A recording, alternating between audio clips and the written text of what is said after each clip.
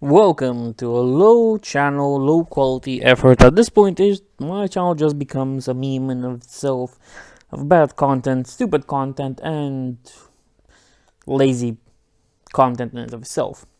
So today, since none of you might have an idea what I'm doing, Call of the Waaagh, or I mean Call of the Beast, Saga of the Beast should be releasing. I said let's go through some of the nice stories posted on Warhammer community because they're free and I can read them without having any other repercussions because it's copyrighted material or something. No, it's free for anybody to try. And since I'm low quality, why not do a one-mind syndicate and just read stuff? Like, that's not gonna be a successful way to do stuff, is it? The Cracktooth Desert burned, wood-ridden, wrecks lay stern as though by Gork's own hand. Wagons and speeders were upturned on their roofs, or tangled together in compacted masses, where roaring orc drivers had slammed headlong into one another. Black smoke bleached as their fuel reserves and ammunition stores blazed. Rounds exploded amidst the mangled metal with sharp cracks around them. Also aflame, dozens of crude oil derricks added their own columns of smoke to the black haze that overshadowed the carnage. Even all those fumes combined couldn't block out the madness in the sky. High above him, Tragrut saw weirdly colored streams of energy coiling and writhing where once there had been only the gray-green skies of Grug's world. The Death Skull Knob imagined that he could see leering faces amidst the squirming lights. Yet this wasn't Gork and Mork looking down upon their lads and enjoying the show. Oh no.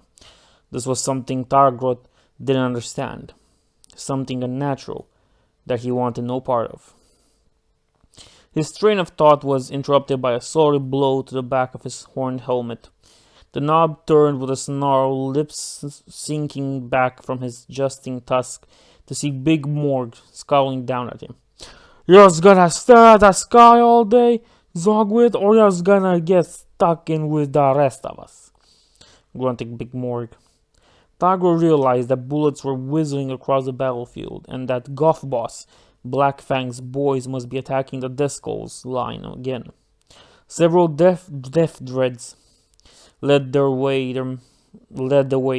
their massive armor limbs clanking and hissing as they host Grex, Derricks, and Death Skulls alike with rounds.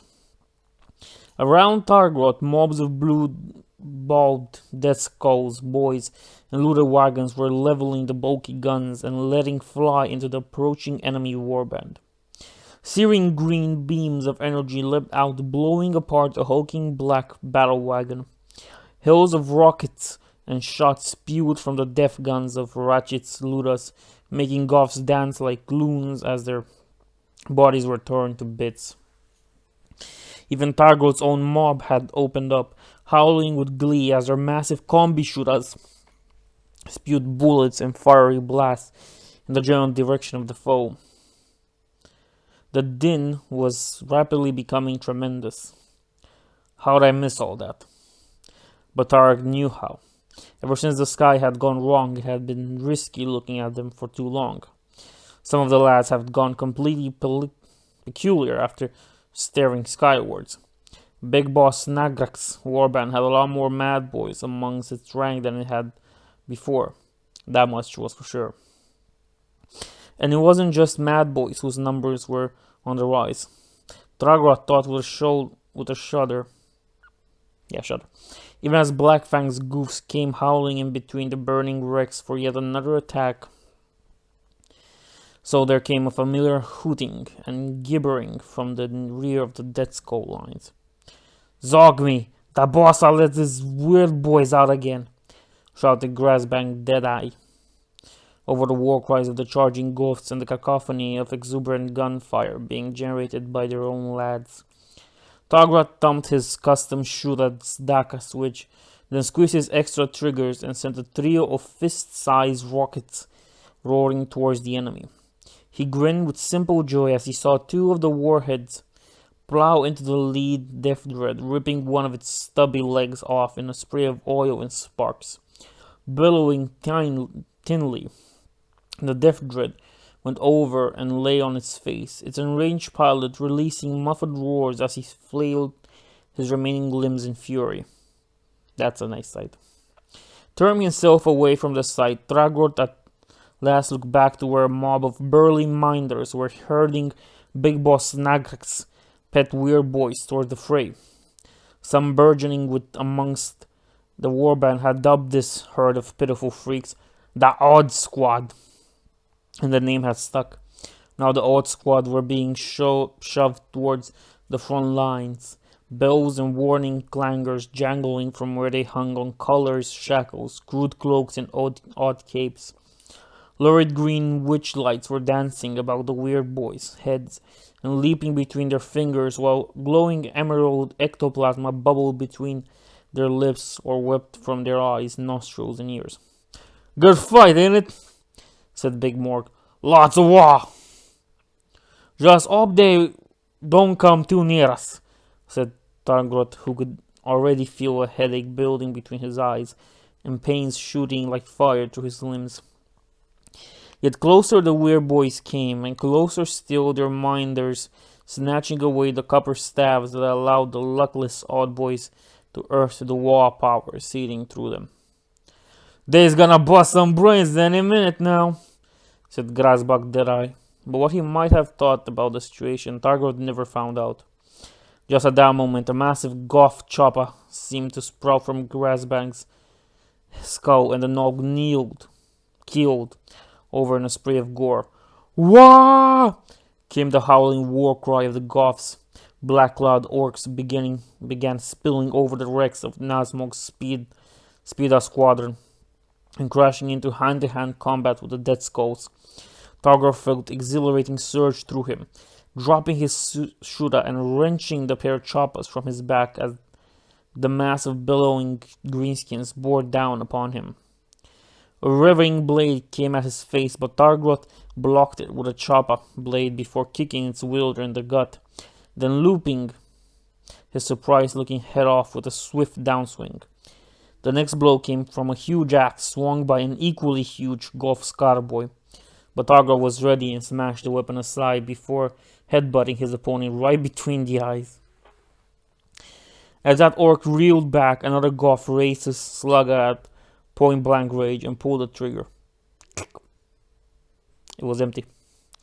"Lucky blue paint," spat Targrot before raising his choppas to hack the Goth apart. But before he could land the blow, there came a massive howl. An awful feeling of pressure filled Targrot's skull, and a sudden flare of green lightning sparked as though some lunatic had fired orbital lasers into the fight. "Zog me, the Odd Squad!" yelled Targrot, who had momentarily forgotten the weird boy amidst the carnage. The next moment there came a mighty boom, and a shockwave of green energy caused blood to burst from Targrot's nose and hurled him, the surviving Death Skull nubs, and all their goof opponents through the air.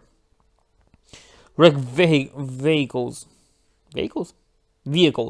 spun and bounced, crashing end over end away from whatever weird boy-related catastrophe had occurred. Targrot narrowly missed being crushed under the remains of a cartwheeling Goth death dread that sailed over his head, its pilot emitting metallic grunts and curses.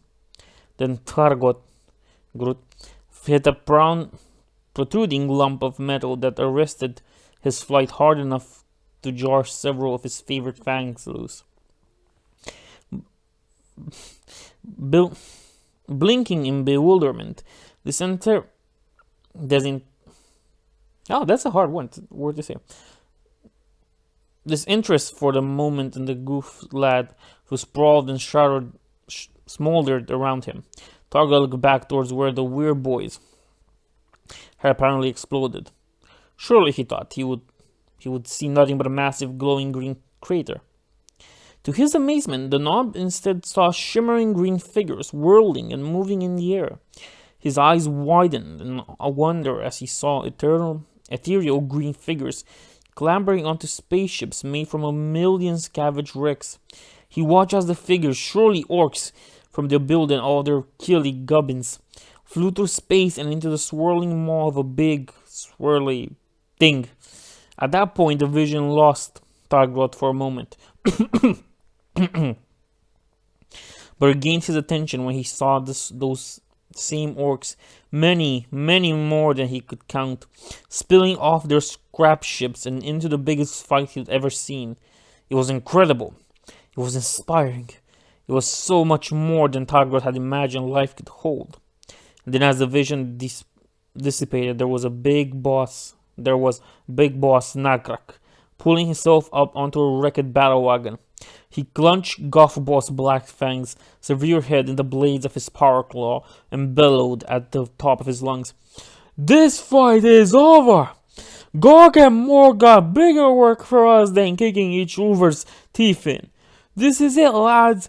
It's time for the waagh! Waagh Snagrak!" A few dead skulls yelled at first, then a lot more. Then seeing the way the wind blew, the Goths joined in too. "Waagh Snagrak! Waagh Snagrak!" Targroth bellowed along with them, and as he did so, he realized that nothing had ever felt so right in his brief and brutal life than this. Things were about to get interesting, he thought. Well, this was the story. My god, it was a weird one. I like orcs, or the way they speak. Anyway, I'm making this way too long.